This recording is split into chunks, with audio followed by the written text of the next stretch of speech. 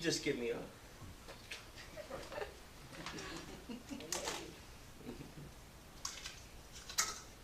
Well, good morning all, and good morning to all of you online joining us for this July 27th Bible study.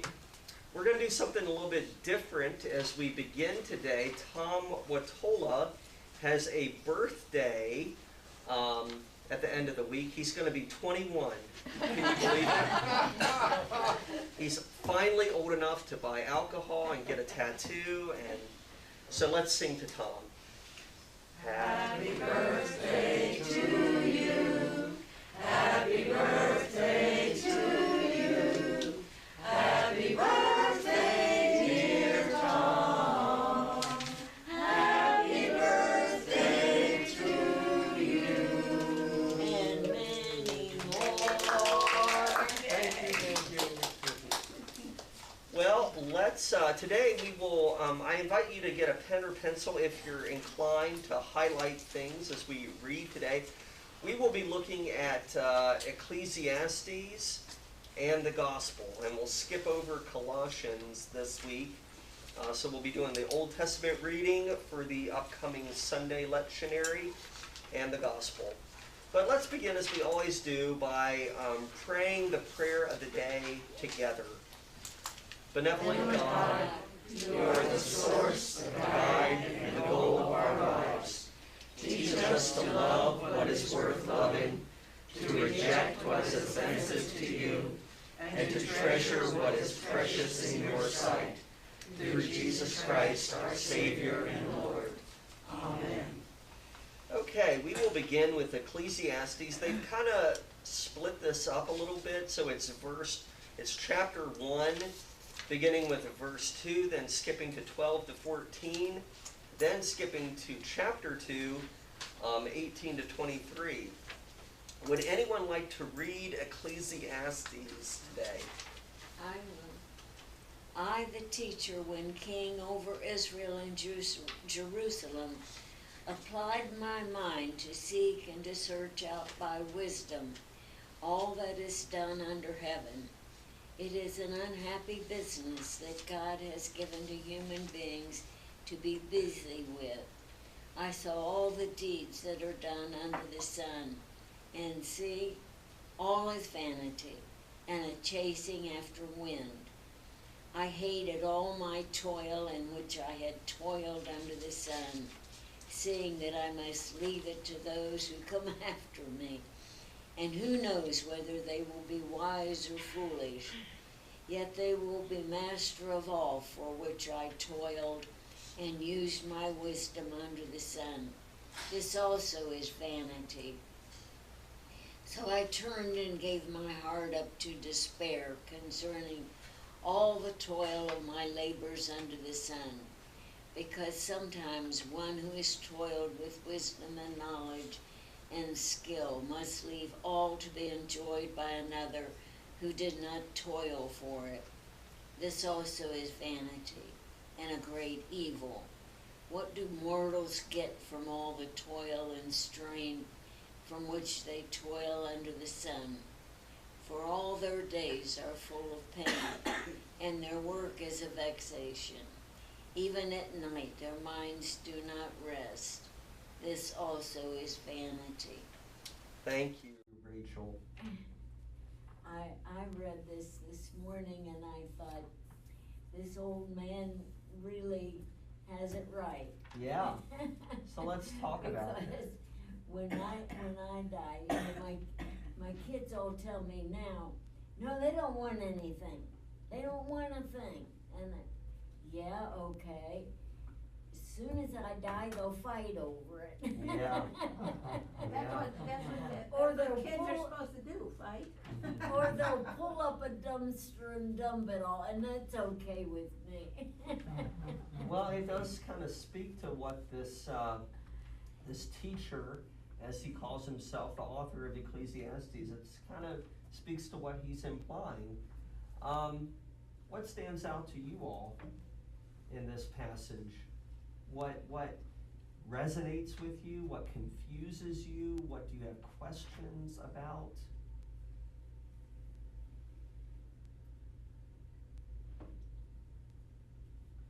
You know, most of us have heard that saying, vanity of vanities, all is vanity. And I think that's why they included verse 2 in this lectionary.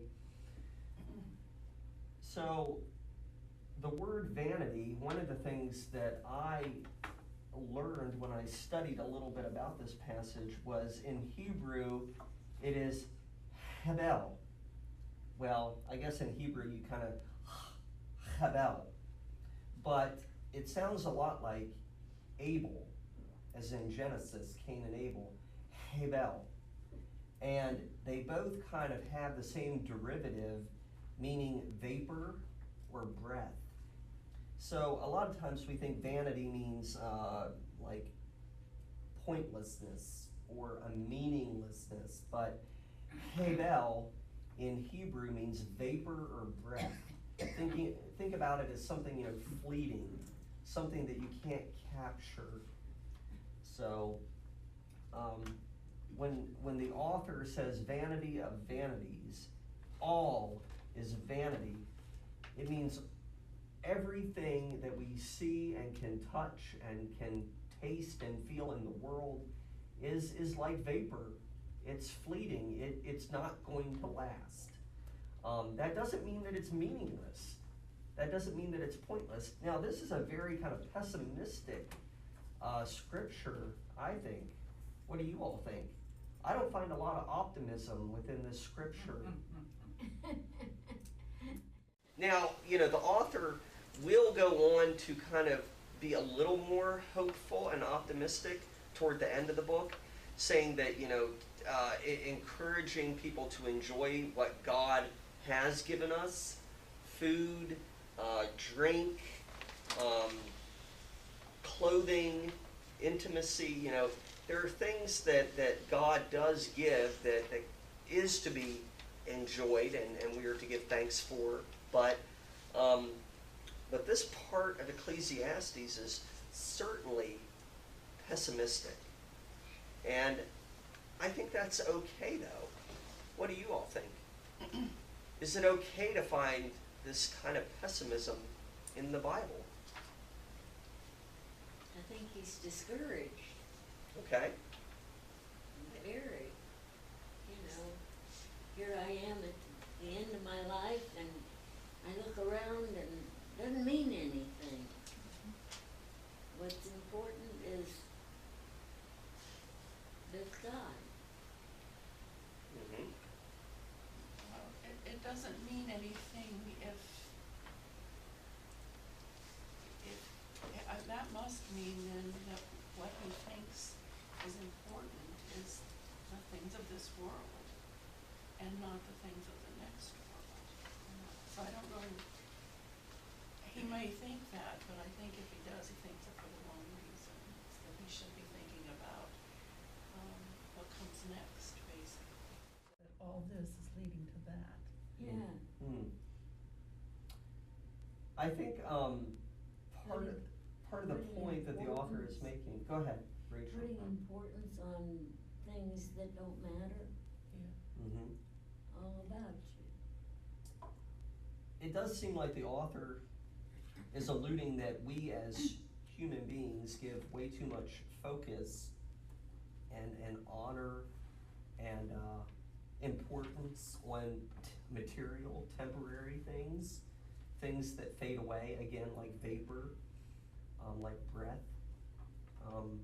And we do, right? And this will tie into the gospel.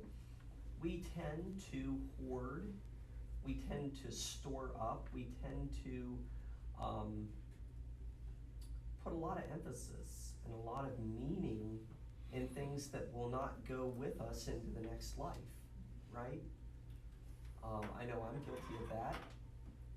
We live, you know, I've seen so many shows that focus on people collecting things, you know, whether it's like a Pawn Stars or, you know, some kind of reality show about people who have just basements full of collections. And these can be fun and meaningful things in this life. But the teacher in Ecclesiastes would say, okay, but when you die, that's all going to go to someone else. and it's not going to mean to them what it means to you. Rick, did you have a comment? Yeah. This is a terribly critical point that the writer is making here for everybody in this room, as well, except for Scott, who's still younger. But most of us are getting up there in years. And There are a few more. yeah, we're at the point where you sit there sometimes and you say, was it worth it? I only got one ticket through life, and it's a one-way ticket. Was it worth it? And Eric Erickson describes that struggle as integrity versus despair. Integrity means we find a way to look at everything we've done, as Pastor Scott was alluding. We've done some good stuff, but we've also done some stupid stuff. And Richard Rohr would say, we got to figure out how to put it all in all belongs. We got to be able to make peace with ourselves. And if we can do that, then we have integrity. We can say, yeah, on balance, I did some good, I did some not so good, but it all belongs. It's under the umbrella of God's grace and God's love. But if you come out of that question by saying, it's all somebody else's fault, I didn't get to do what I wanted to do, blah, blah, blah. And you know people like that who are constantly complaining. Then you're in the position that the writer might as well have said, despair, despair. Mm-hmm.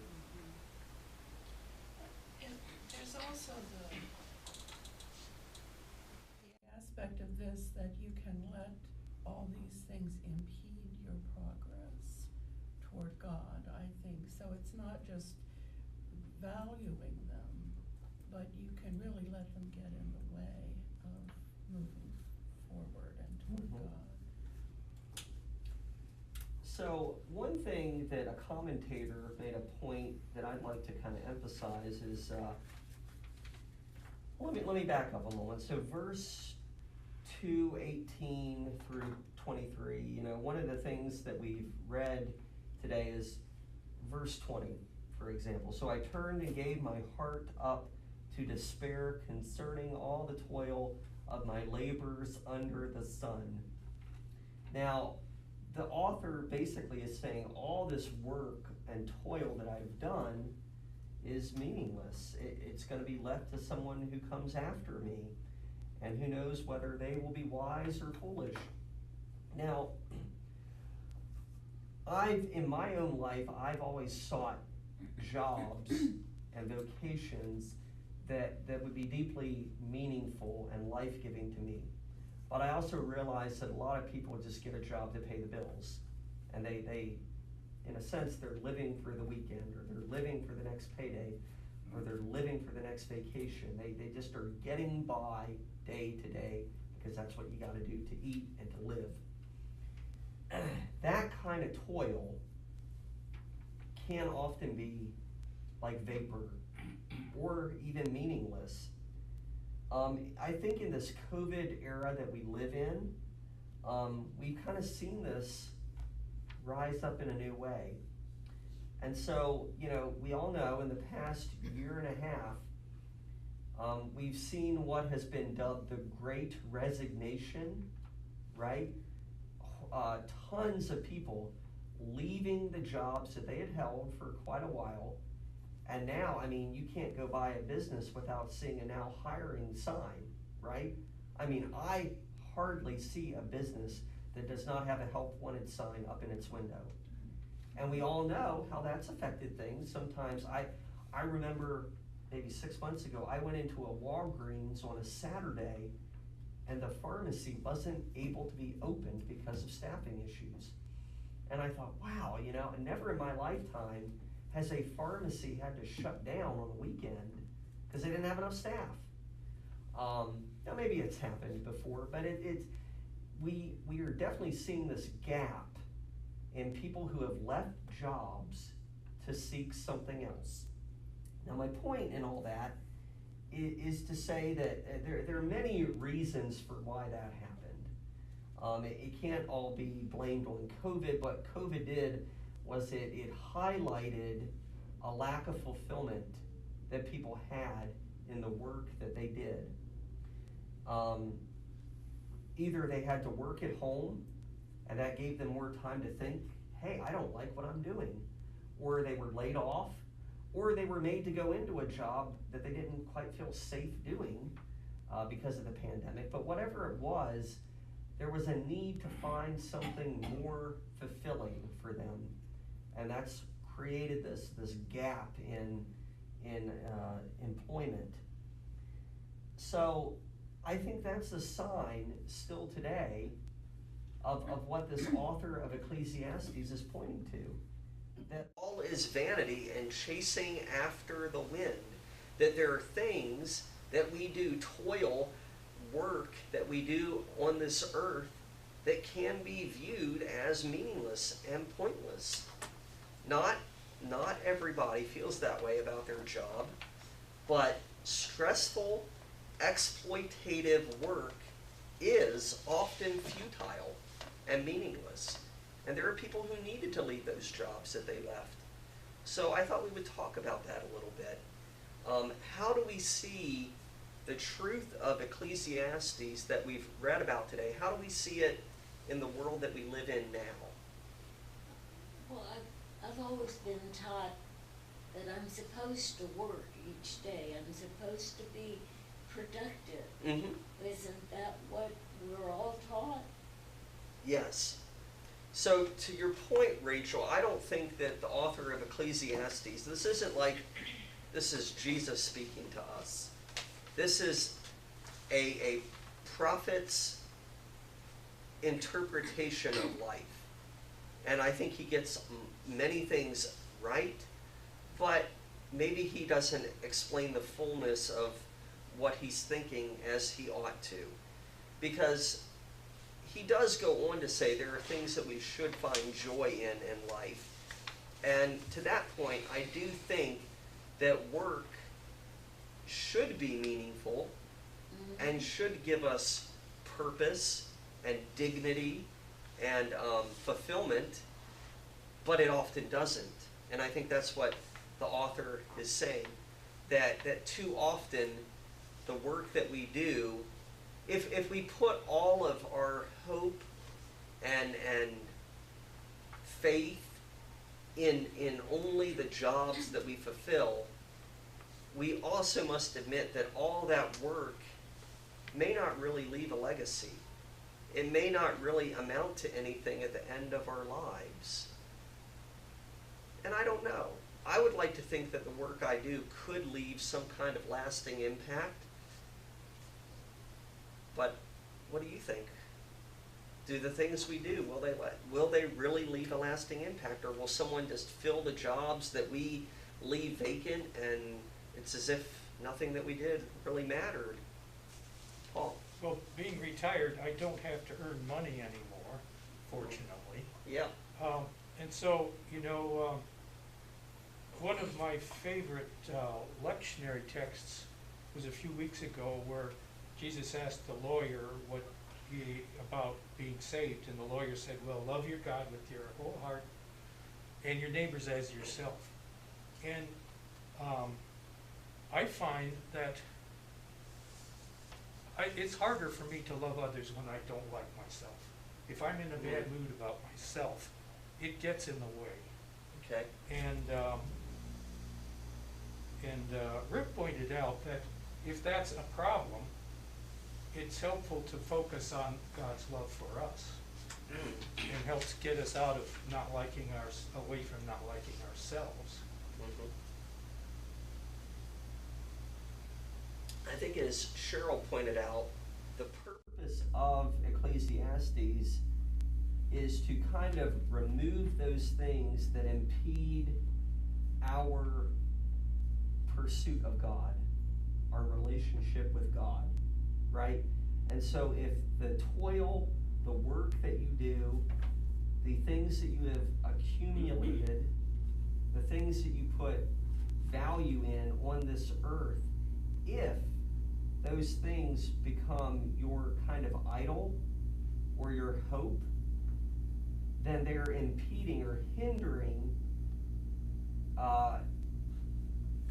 your journey to God, your relationship with God. And so I think the point then is to accept the mortal limitations that we have in life. That's one point. To accept that when we die, all this stuff is not going with us. We can't take it to the grave. But also that if we put, and many people do, if we put all of our stock and hope and fulfillment in temporary things, ultimately we will be left empty. Those are my two takeaways from the book of Ecclesiastes. Rick, did you have your hand up again? Sorry. Listen to that fight song. Everybody stand! Yeah. I forgot to change the program there. Let me get this. I'll do that. Yeah, two things that I gotta silence this. Give me a second. Sure. I'll fill in a little bit while you mess with that. So yeah, I think again, the point I think that as pessimistic as this text sounds, it's not so pessimistic if it's helping us to accept what is, to accept the mortal limitations of life. And that, I think that's a healthy thing. Okay. Yeah. It's really critical where we come out on asking our, sitting there doing that reflection about life and, was it worth it? Mm-hmm. And if you come out with that sense of, on balance, it's been a pretty good trip. Yeah, I did some dumb things and some good things, but it all fits and so forth. You're gonna be waiting with enthusiasm to see what God wants you to do next. You're gonna spend the last part of your life trying to finally get it right, to do the things that God really wanted you to be doing all the time. If you come out on the other side, it's all a waste of time. It's been, other people got in my way, et cetera, you're probably going to sit there and wait for death to come. You have no reason to go on. But I think take from what you're saying and from what this says, that it's whether I can make myself happy.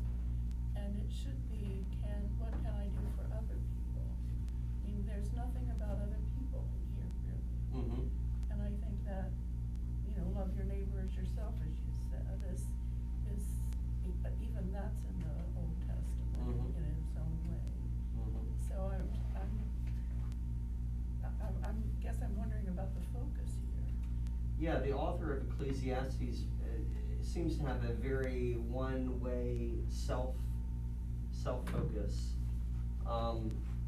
All my toil, all that I've done under the sun,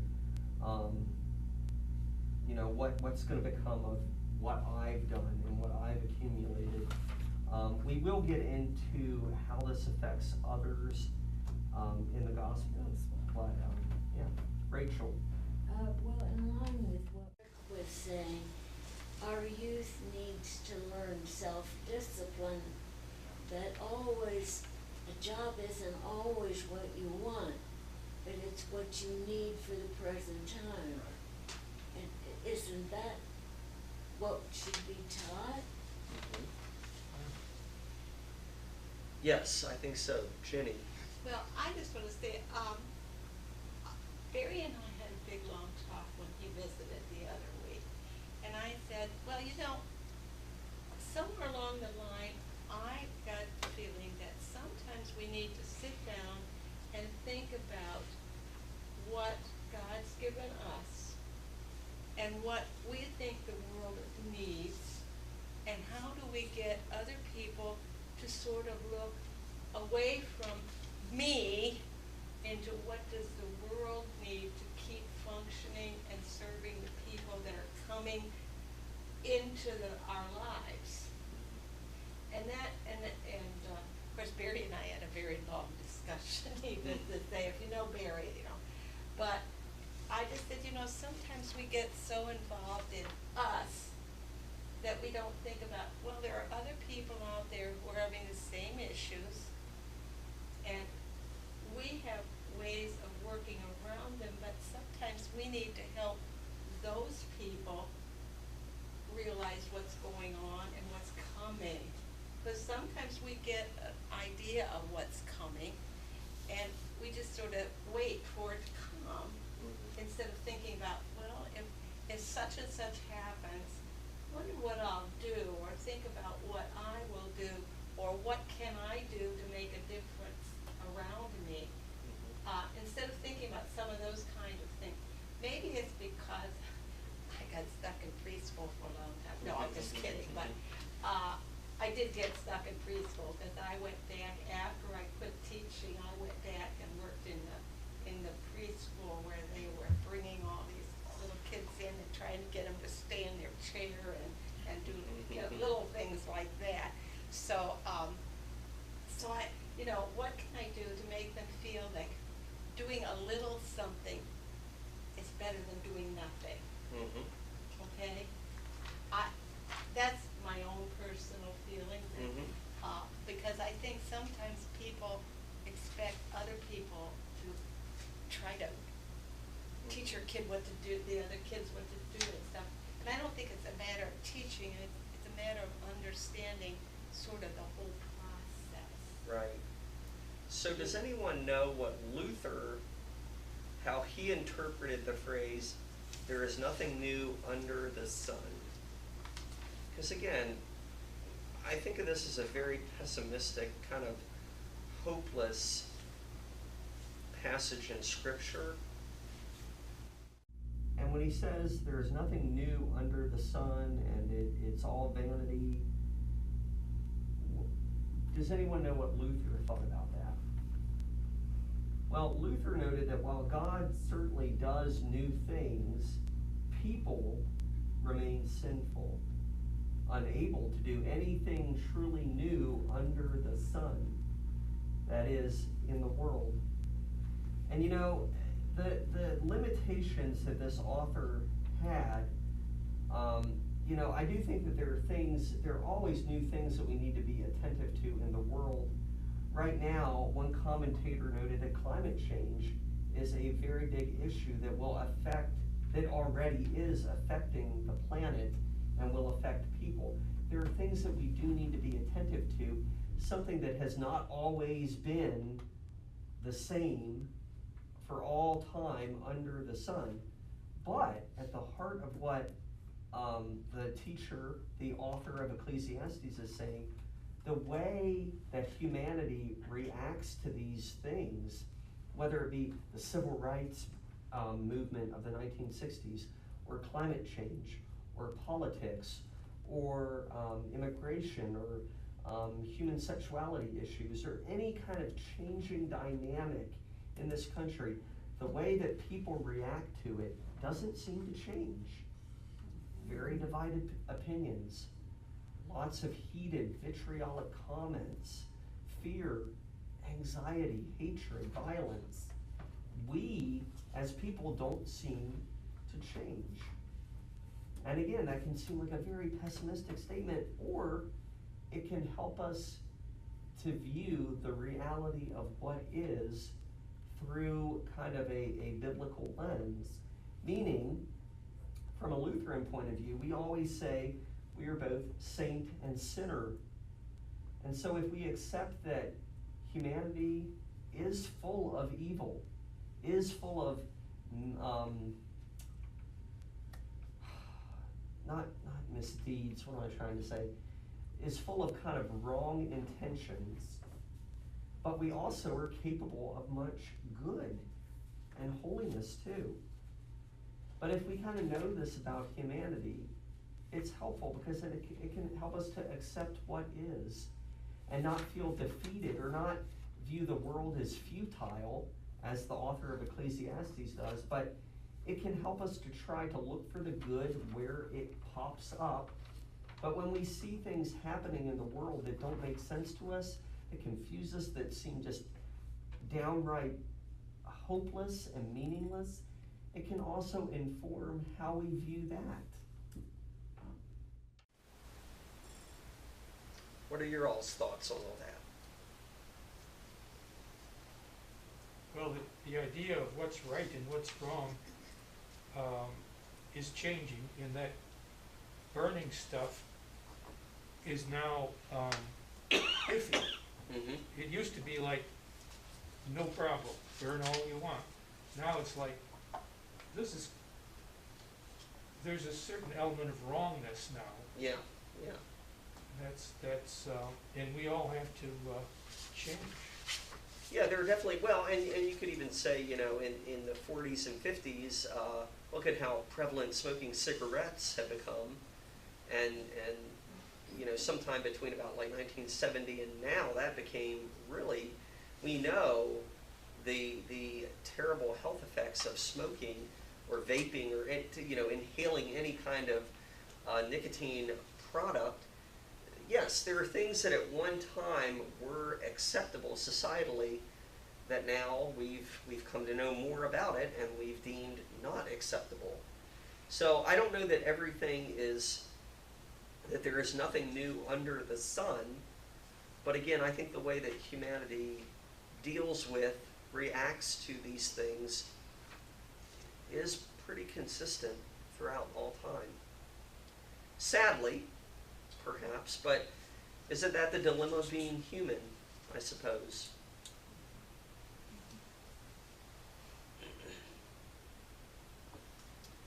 Well, I tell you what, not to leave on too gloomy a note, but let's see if we can find a little bit more hope in the Gospel of Luke today.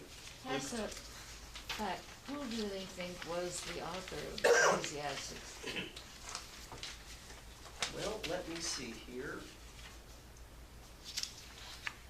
The book of Ecclesiastes, I'll get to the author in a minute, but it was thought to be written about 300 to 400 years before the birth of Jesus.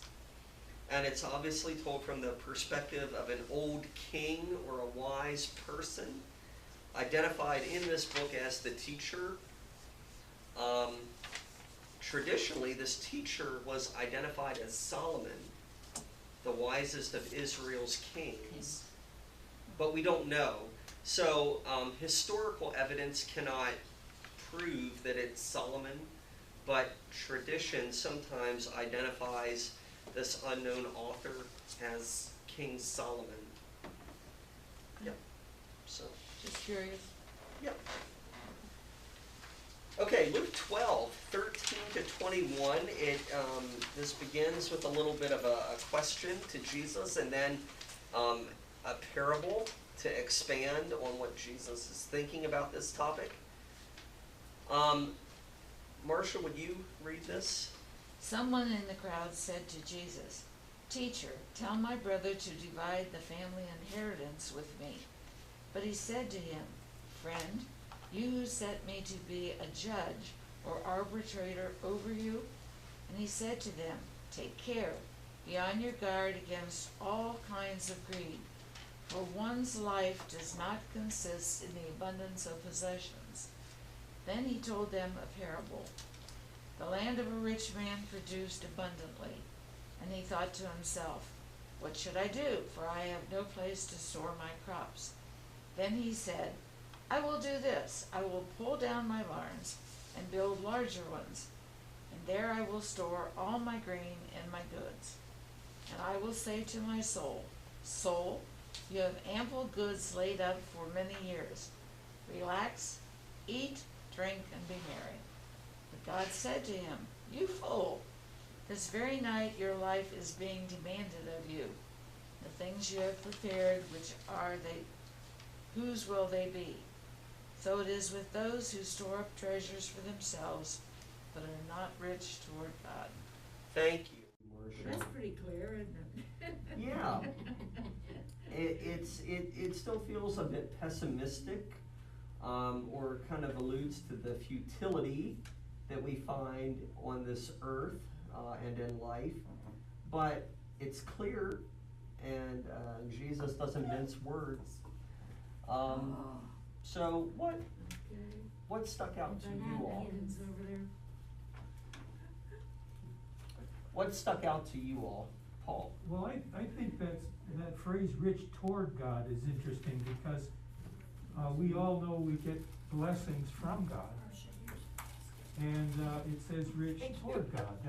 It's a little different than some ways of thinking.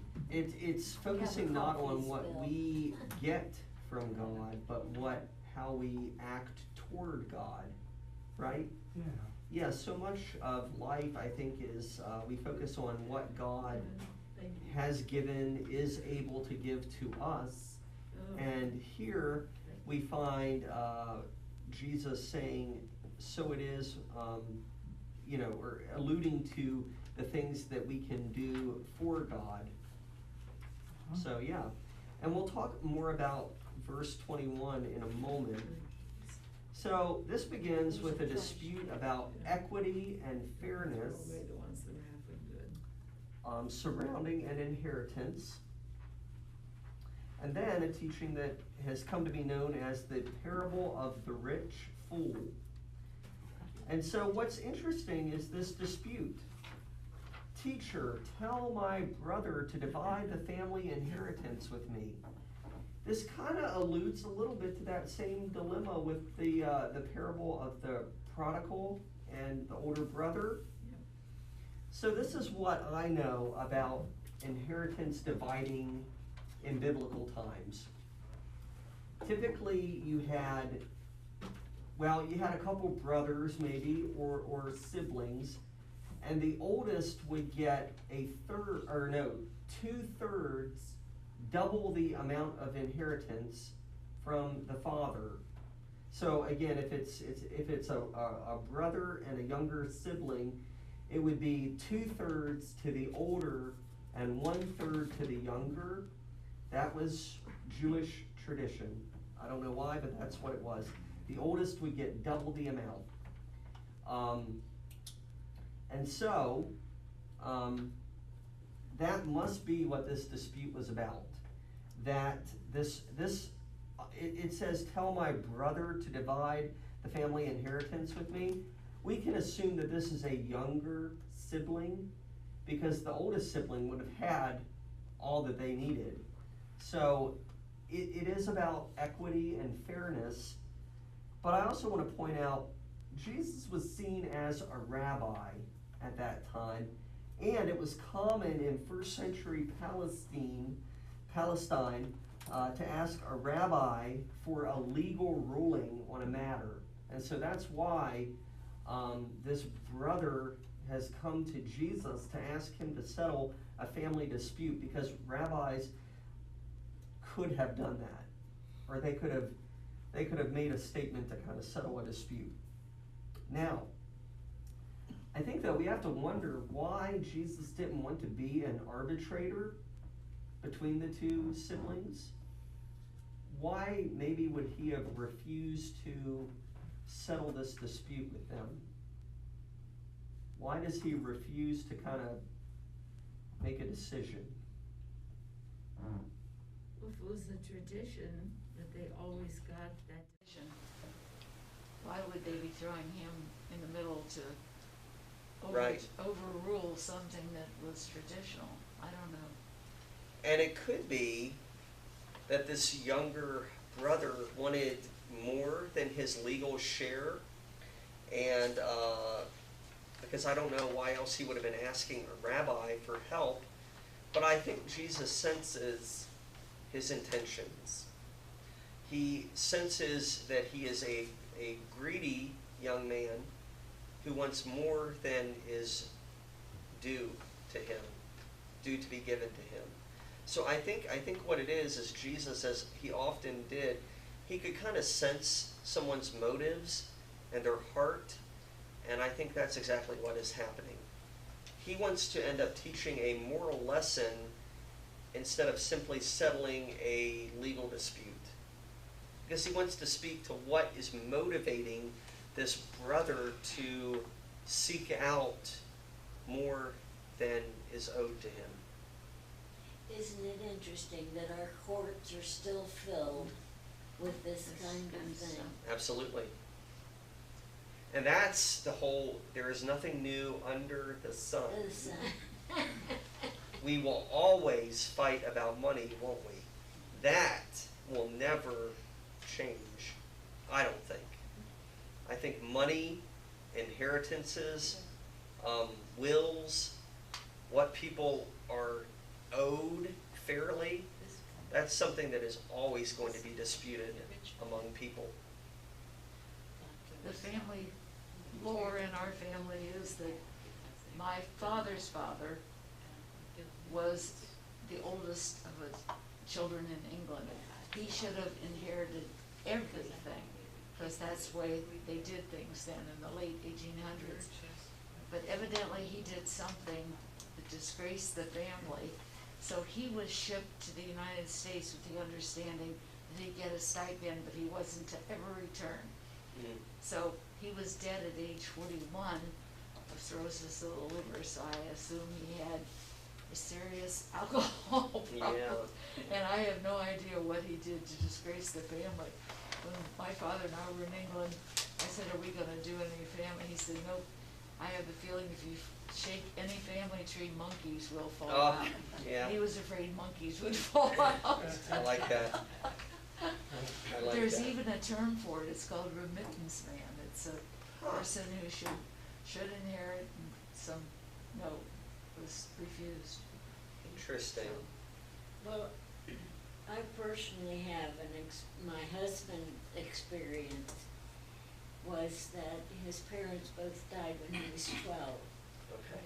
And the sisters fought over who took care of him so that they would get money to take care of him. and so when I read this, I thought about all of this.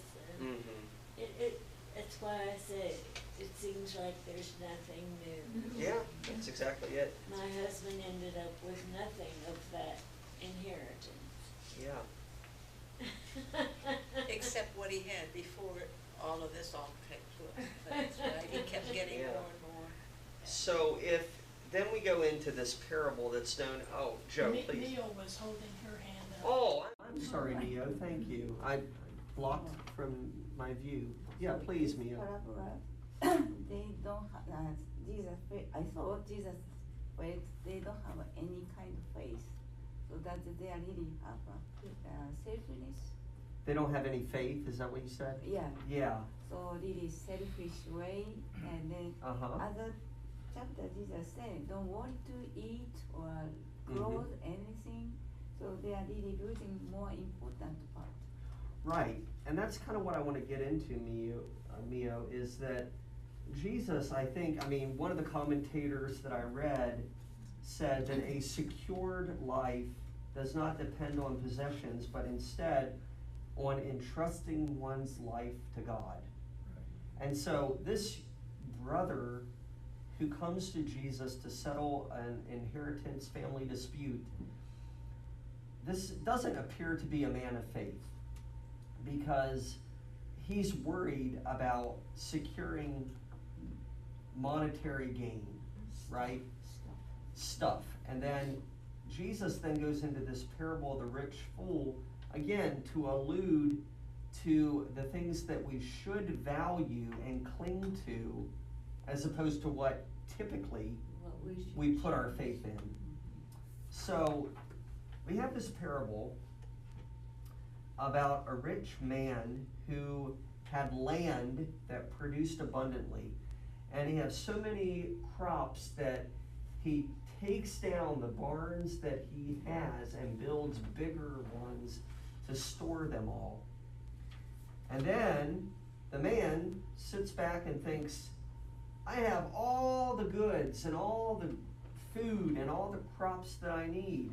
So I can now relax and eat and drink and be merry. And then Jesus says, but what if God says to you, tonight your life will be demanded of you? So it is with those who store up treasures for themselves, but are not rich toward God. I think for themselves is a key word that I kind of often just breeze by. So what Jesus is implying is not that you shouldn't have abundant crops. He's not wishing that your land, if you farm or if you work and earn, that he's not wishing away what is coming to you. He's asking you to think about how you will use it. How will you use what is given to you? And in this parable, we have a man who just keeps it all for himself instead of using it as a good steward would. So let's talk about that a minute. Why would it be wrong to want more space to hold what you've earned? Why would that be a bad thing? To build a bigger storehouse for something that you've earned, that you've made, that you've accumulated? Why would that be something to be condemned? But isn't that one of the basic things of a lot of the rich, really wealthy people who've gone together and committed to giving away millions and millions and millions of dollars because they feel like they have so much, like the Gates Foundation and things. I mean, they have a full-time staff that gives away millions of dollars a Absolutely day they do. because they have so much. But it isn't just the Gates Foundation. There's a whole bunch of really wealthy people who Yep. have done that. Mm-hmm. And it seems to me that that looks like a way better way to spend your wealth than buying another house in the Middle East, another house in Paris, and another house in New York, and all that. So they're a large, but I have not heard anything recently about that. You used to hear about it, about how these people all committed themselves to giving away their fortunes. Well, that really does speak to this parable, and I'm glad you brought that up. So like the Bill and Melinda Gates Foundation is one example. There are a lot of examples of people who do very good philanthropic work with the wealth that they've accumulated. I would say, though, if you compared how many people have millions of dollars and how many of them are committed to giving it away for good, it's a very high number of people who have millions and even billions, as opposed to those who have committed to giving it away through philanthropic means. Which again is the point of the parable, that most people tend to hoard it instead of finding ways to use the wealth that they've been blessed with to help the world. Bill and Melinda Gates are a good example of people who know they have more than they need to live on. Their family has more than they need, and so they've committed to investing that money and allowing it to make more and more, but mainly to give it away to solve the problems of the world. Specifically during the pandemic, the Gates Foundation was one of the most highly giving foundations that helped vaccine development, which is obviously, it's saved millions upon millions of lives. Joe, did you have your hand up? Yeah, I was just I'm gonna close the door. Yeah, I know sure. we're about ready to go, but he's right here at the door. Yeah. Aren't we supposed to really give without wanting to be praised for it? I think there's a lot of people doing good, but you don't hear about it because you're not to brag about it. Yeah, there definitely is a need So for I think humility. there's more than what we know. Yes, likely it is a lot more than what we know. But why is keeping what you've earned, why would that be something to be condemned by Jesus? Look, didn't Jesus say in one of the parables that the woman who gave the mite or whatever it was a bigger sacrifice? So I think it's saying to, no matter what your income level is, that you can probably share. It's definitely that is speaking to one's spirit of generosity, which, yes, we are all called to embody. Now, the point I wanted to make is that to tear down these barns and build bigger ones, that speaks to a few things. Hoarding, even at that time, that would have driven up prices of grain and would have affected the food supply. The man was not contributing to societal needs. So even at that time, there would have been economic ramifications to storing away that much food. And we see that still today. Greed affects people. Greed can be seen in the cost of gas today, in inflation. I don't know about you all, but everything I buy today costs more than it did 6 months ago, and significantly more. Even like a dozen eggs is like double the cost that it was 6 months ago. Now, any one of these items, you may not feel that punch, but you add it all up and people are not making more, but you're definitely spending more. And what's behind that? Because if the workers who produce this stuff are making the same amount, that, if they're not making more, then at some corporate level, someone is storing away wealth, and instead of helping the good of society. But if you look at the stories of most of the large corporations, and you see what those people are making, and then you look down at the peons who are doing the work, Right. there's a huge gap of difference there. There definitely is a wealth And it's gap. just, I mean, it's even awful when you go, if you pull up and see what nonprofit situations the executives are doing. You may want to rethink where you're spending, where you're doing some of your donations. And I think one of the wonderful things about the Lutheran Church is that with the disaster things, 100% of what you give goes, because they take their expenses out of something else. But I'm sure they're not paying their executives $2 and $4, $5, $6 million No. a year to No. do this kind of thing. So it's interesting. And I know that it's been, like with eggs, eggs have been less than $1 a dozen for the last 50 years. Yeah. So those egg producers were not making money off of their eggs. So maybe it's time to get a little more. I mean, I worked at a company that we dealt with egg producers. And I know they said they weren't making anything at $1 a dozen because of the food that they had to feed the chicks and all that stuff. So maybe it's time for them to have an increase. But I also saw an advertisement the other day for one of the gas companies, like Mobil, it wasn't Mobil, but one of the other ones, $21.15 an hour they're now paying people. That's a big amount to get people to sit in a gas station and see that people are pumping gas. So there are there have been some increases in jobs. Yeah. How sustainable that is, I don't know. Yeah, I don't either. We'll see. But what does it mean in verse 21 then to be rich toward God?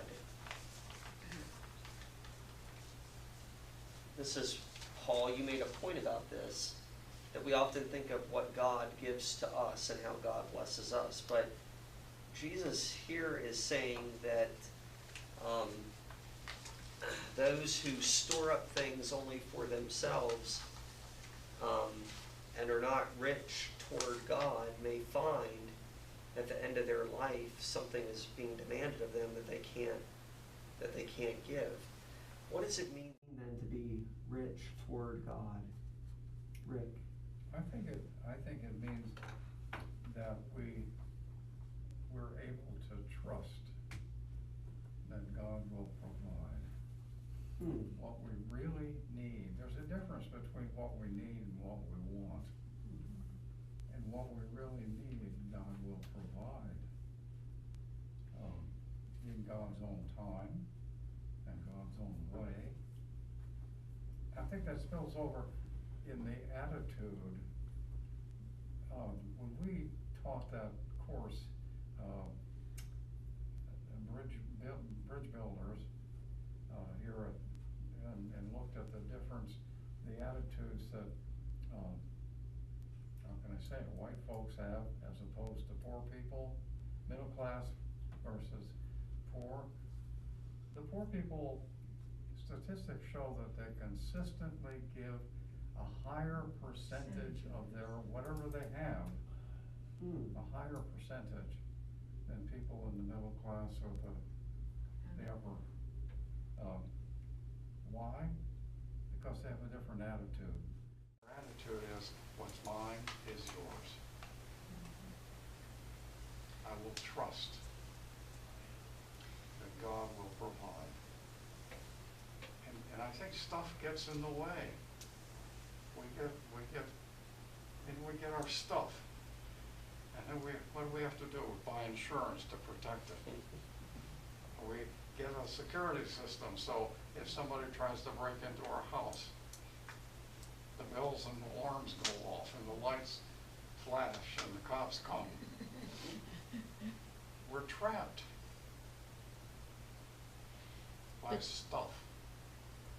But there's a point at which too, Rick, I have a cousin who is so faithful in her faith that she doesn't have to get a shot because God will provide.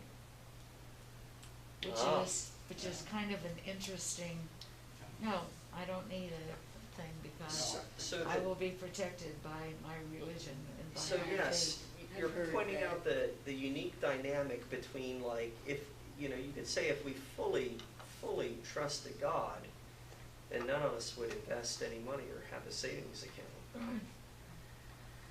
I don't think this parable, I don't think that Jesus is implying that it is wrong to have what we need to live on. Jesus speaks a lot about wealth in the Bible, a lot, more than almost any other topic.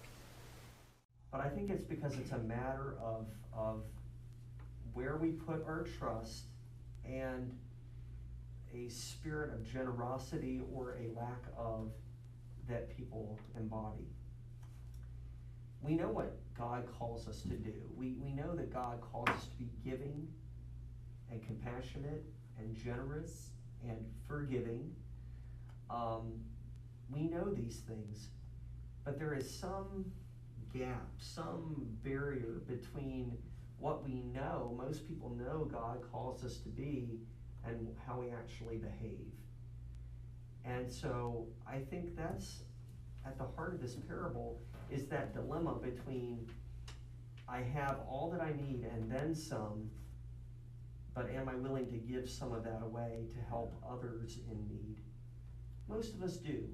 We do give generously, and we find ways to live as a disciple should, but many people don't.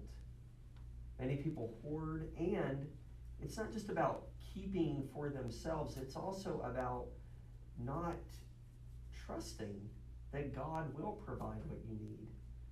But yes, some people take that to an extreme.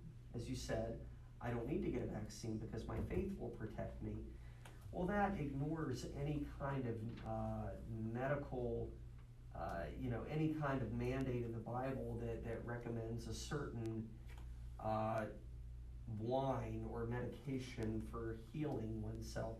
The Bible isn't a science textbook, and we know that. The Bible is full of instances of people who suffered and needed healing, and Jesus was compassionate to that. He didn't want people to just suffer and die in pain. He wanted them to have healing.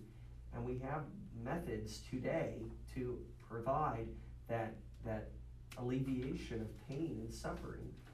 I would say it's unbiblical to deny those methods that we have, or to view medicine or anything that the human mind develops as not being from God. That doesn't seem logical either, but it is a dilemma, and you're pointing it out, that some people think faith alone is all that I need. But if that were the case, we'd all walk around naked and own nothing, right? We wouldn't live in a house, we wouldn't have clothing, we wouldn't have money, we'd expect manna to fall from heaven. So anything we own, these things are not evil, these things are not bad. They're to be looked at as blessings and gifts of God. But at the heart of all of this is, how do we use what we've been given? How do we use it? How do we view it? Do we put our faith and hope and trust in it?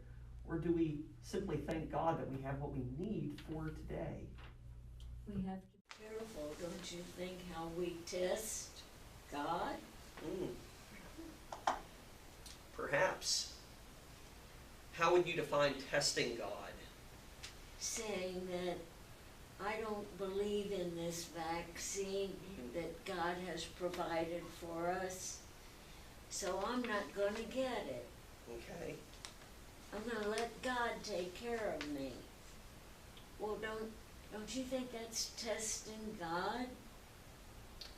I think it could be.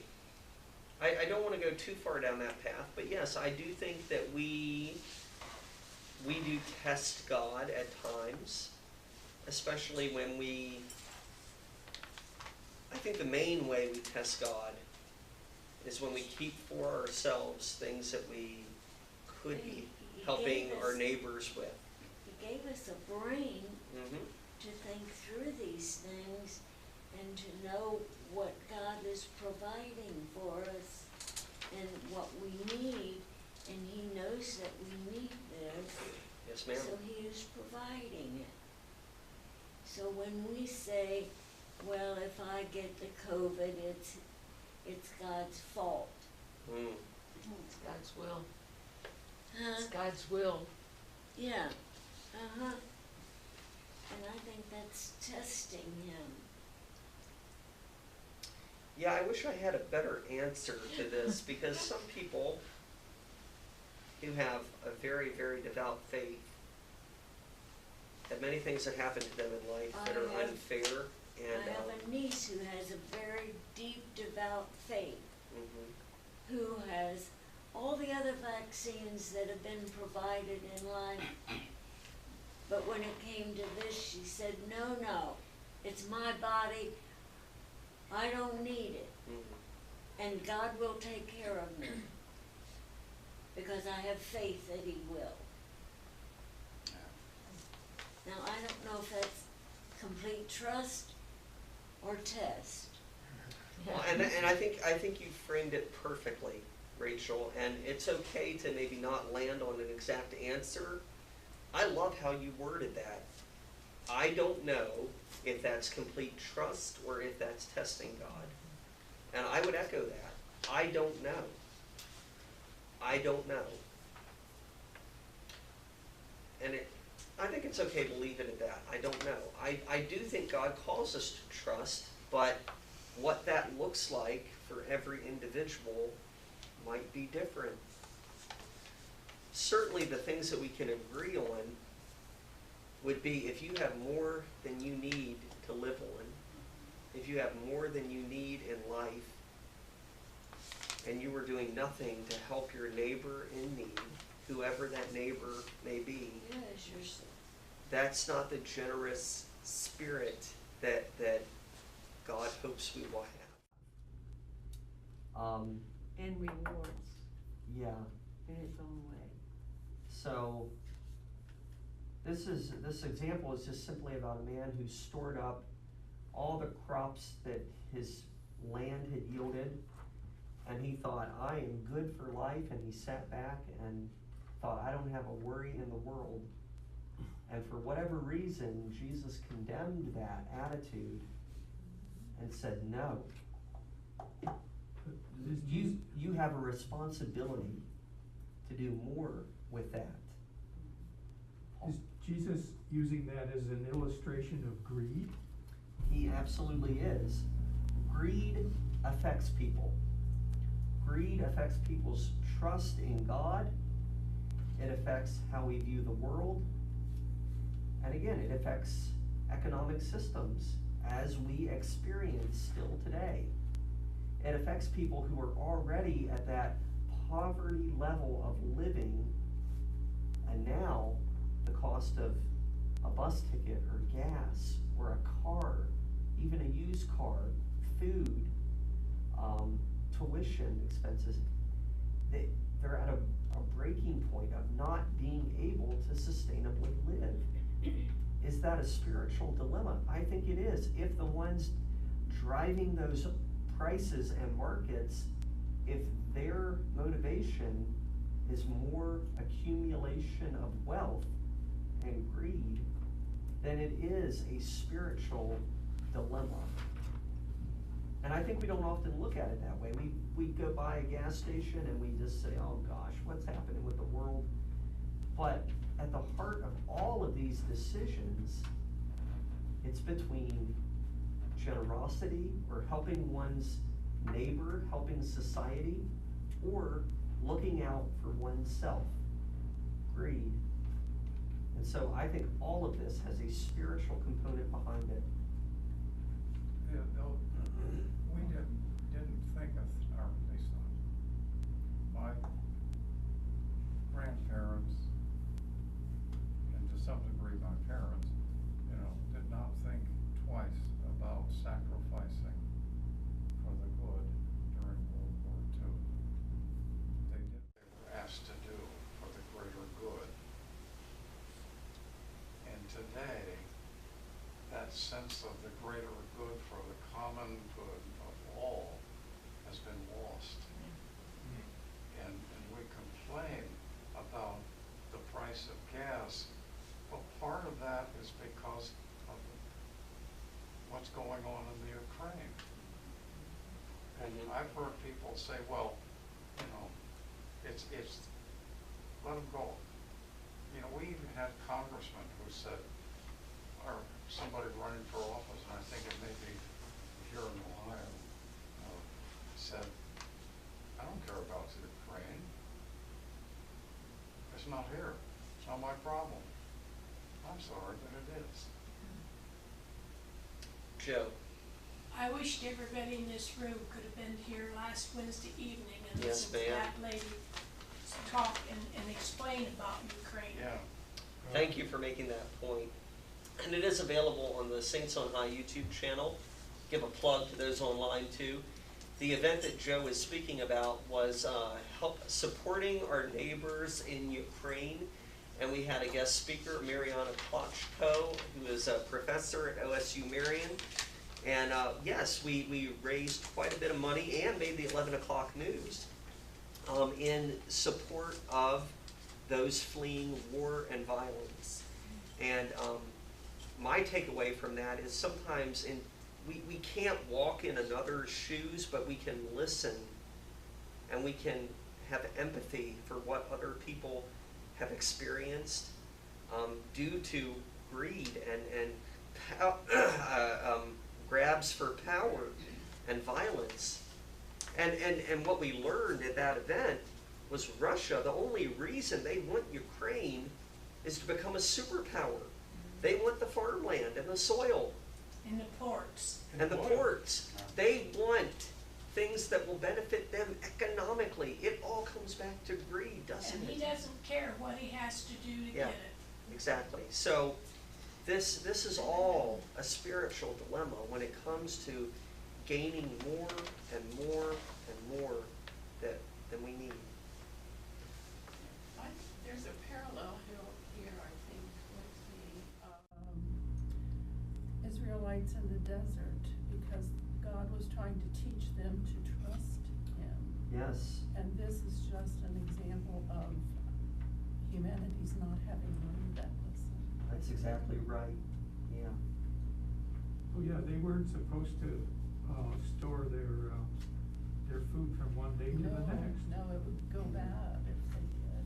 Yeah. And I, you know, I think we just don't, the bottom line, they're on one side it's greed, on the other side it's not trusting that God will provide. Right.